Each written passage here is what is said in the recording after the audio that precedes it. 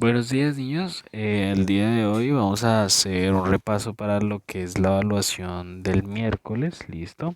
La idea es que pues pongamos mucha atención. Si ustedes quieren pausar el video, devolverlo, lo pueden hacer para que tomen nota o para que recuerden o estudien mucho más y tengan mucho más claro lo que vamos a aprender. ¿Listo? Bien, entonces en los temas tenemos primero los sustantivos propios y comunes. Recordemos que los sustantivos son los nombres que se le asignan a las cosas, a los objetos, a los animales o a los lugares, ¿cierto? Por ejemplo, Juan, Luisa, Laura, Ibagué, ciudad, perro, zapato, gato, casa, colchón, ¿cierto? O lugares como parque, centro comercial, ¿cierto? Todos esos nombres que le asignamos a las cosas, a todo, son sustantivos. ¿Listo? Entonces luego viene la separación de palabras en sílabas, la sílaba tónica y átona, las clases de palabras según el número de sílabas, es decir, que cuántas sílabas tiene una palabra y así se le va a asignar un nombre y los elementos de la comunicación. ¿Listo? Entonces empezamos con las clases de sustantivos, que ya sabemos que son los nombres que le asignamos a las cosas, pero hay algunos sustantivos que son propios, ¿cierto? ¿Qué significa eso? Que se le asignan nombres específicos para diferenciarlos de todos los demás, ¿cierto? Ya les voy a dar un ejemplo de eso. Primero vamos a ver la definición. Entonces, los adjetivos comunes que les asignamos nombres generales, es decir, para no especificar de qué tratamos, ¿sí? Y les voy a explicar a continuación con los ejemplos. Entonces, miremos el primer ejemplo, ¿cierto? ¿Qué tenemos allí? Tenemos un perrito, ¿cierto?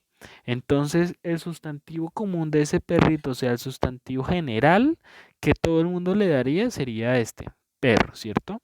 Es un sustantivo común que todo el mundo lo conoce, pero hay un sustantivo propio que yo le voy a dar para diferenciarlo de todos los demás, que sería Bruno. ¿Listo? Entonces, le damos un sustantivo común y también le damos un sustantivo propio. Vamos a ver el otro ejemplo. Eh, tenemos aquí, ¿qué tenemos? Tenemos un, bueno, puede ser un vehículo, un carro, un coche, ¿cierto? Depende de cómo lo queramos llamar. Un vehículo, automóvil. Ese sería el sustantivo común, o sea, el sustantivo general por el medio del cual todos los conocen. Pero yo le puedo poner un sustantivo propio para diferenciarlo de todos los demás, que sería este, el rojo, ¿cierto? El rojo, el rojito. Sí, pueden haber muchos carros en el mundo, pero ninguno como el rojo, ¿cierto? Porque es el nombre propio que yo le he dado. Aquí tenemos, ¿qué es esto? Una ciudad. Entonces, pues tenemos una ciudad que vendría siendo el sustantivo común y también le podemos asignar un sustantivo propio, que sería Ibagué, ¿cierto? Pero así como puede ser Ibagué un sustantivo propio, también puede ser Cali, Medellín, Bogotá, ¿verdad? Bien, entonces acá tenemos otro ejemplo que es un qué. Es un señor, es un abuelo, ¿cierto? Esas palabras de abuelo o señor serían el sustantivo común, ¿cierto? El nombre general por el medio del cual todos los conocen. Pero los papás de ese señor o ese abuelo le pusieron un nombre propio para diferenciarlo de todos los demás, que en este caso podría ser Frank o podría ser cualquier abuelo que nosotros conozcamos. Bien, entonces esa es la diferencia, que los sustantivos comunes son aquellos que se le han puesto general, ¿sí? O sea que todo el mundo los conoce por ese nombre y el sustantivo propio es el específico, el propio de cada uno, que para diferenciarlo de cualquier otra persona, de cualquier otro objeto, yo le voy a poner un nombre, así como le ponemos nombre a nuestros peluches, a nuestros juguetes, a nuestro medio de transporte, para diferenciarlo de todos los demás que puedan haber. ¿Listo? Entonces vamos a ver cómo separar palabras en sílabas. Para separar las palabras en sílabas, perdón, podemos usar aplausos. ¿Listo? Entonces, por ejemplo, tenemos la primera palabra sílaba. Entonces voy a separarla por aplauso. ¿Doy mi primer aplauso? Sí. ¿Doy mi segundo aplauso? La. ¿Y doy mi tercer aplauso? Va, ¿listo? Tenemos que tener en cuenta que los aplausos los vamos a dar según los sonidos. Yo no puedo decir sí la en un solo aplauso porque miren que estoy diciendo dos palabras, ¿cierto? Yo tengo que decir sí, la, va, ¿cierto? No puedo decir sí la en dos aplausos. ¿Vale? Vamos a ver otra palabra. En este caso, la palabra presentación, que es lo que yo estoy haciendo en este momento. Es una presentación para ustedes. Bien, entonces tenemos que la primera sílaba que voy a hacer es pre, ¿cierto? Entonces aquí estaría pre. Bien, voy con el otro. Sen, presentación, ¿cierto? Yo no puedo decir sion en dos palabras porque miren cómo me va a sonar. Sí, on, ¿cierto? Ya me va a sonar como si fuera otro tipo de palabra, pero como sion están en una misma pronunciación, ¿cierto? Yo no digo, uy, voy a hacer una presentación, ¿no? ¿Cierto? Yo digo una presentación.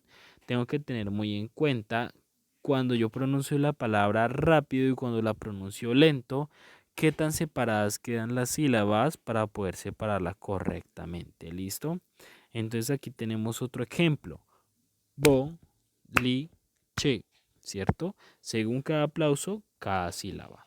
Tenemos otro ejemplo. Co, le, gio, ¿sí? Y así mismo vamos agregando otros dos. Por ejemplo, este, para que lo puedan hacer ustedes.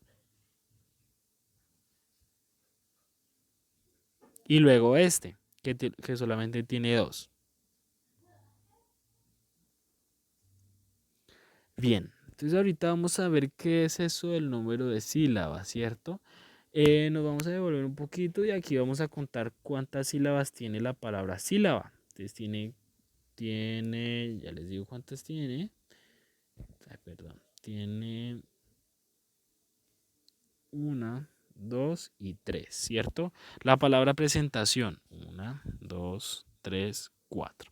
¿Cierto? La palabra boliche, uno, dos, tres. La palabra colegio, la palabra visita, la palabra canción. ¿Listo?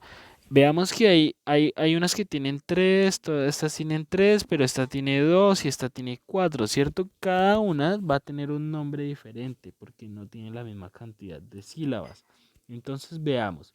La palabra paz. ¿Cuántas sílabas tendrá la palabra paz? A ver, démosla con aplausos. Paz. Uno solo, ¿cierto? O sea que es una palabra monosílaba. Todas las que tengan una sola sílaba se llaman monosílabas. ¿Listo? Para que tengamos en cuenta.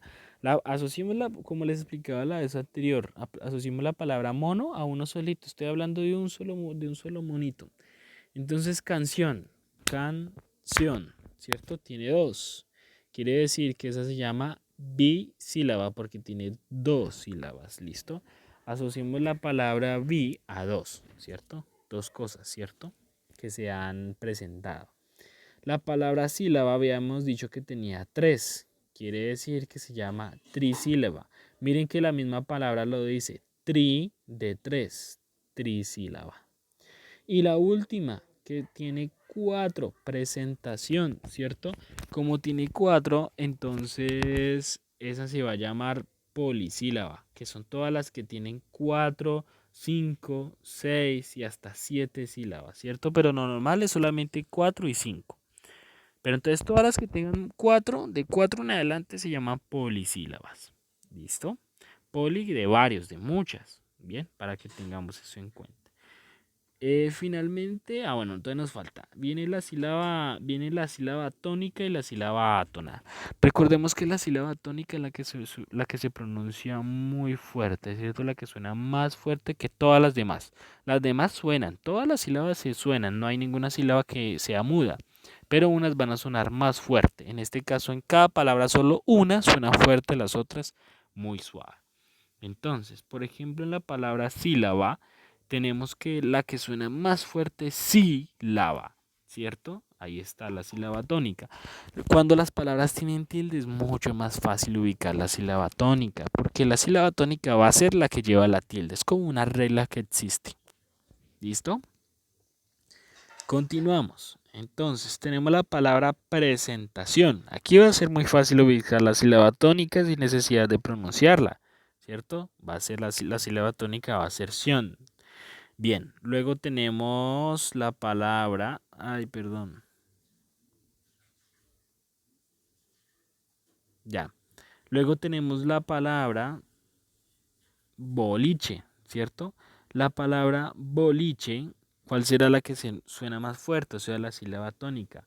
Boliche, o sea, li. Muy bien. Luego vamos con colegio. Colegio.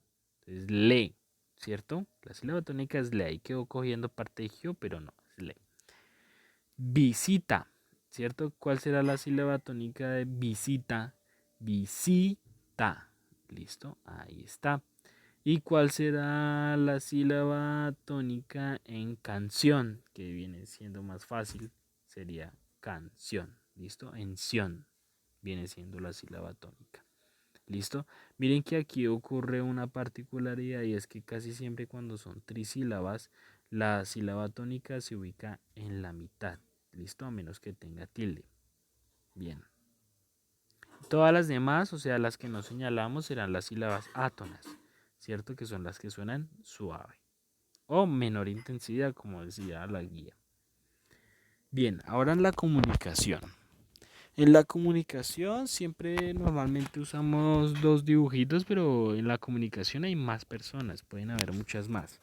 En este caso vamos a usar dos, que uno es el emisor, ¿cierto? Les voy a señalar acá. Uno es el emisor,